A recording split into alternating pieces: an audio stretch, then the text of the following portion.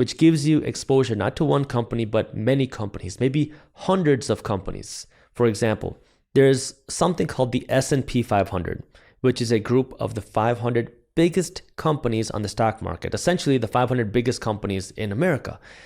You can invest in the S&P 500 by investing in just one symbol. So you invest in this one thing and you're getting exposure to 500 different companies. Now you don't have to worry about what each of these 500 companies are doing.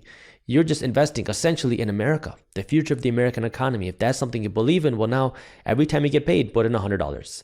And now you just do this for the long term, whether the market is up or down, does not matter. It should not change your strategy. You just keep passively investing your money, make it automatic, make it passive. That way you don't have to even worry about it. And now you just keep building it up, because now it's the whole idea of compounding. You don't want to just throw your money in at once. You want to put a little bit of money and let that grow, put more money and let that grow, put more money and let that grow. I made a couple of videos where I talked about two people.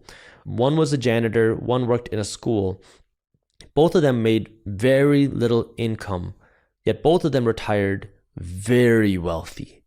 And the reason, and I'm talking about in the millions of dollars, and the reason why they've been able to retire with $1 million plus was because they took a little bit of money every time they got paid and they just invested that money. It did not matter, what else was going on in the world. They always paid themselves first. They always invested in assets before they started going out and buying things that made them look rich.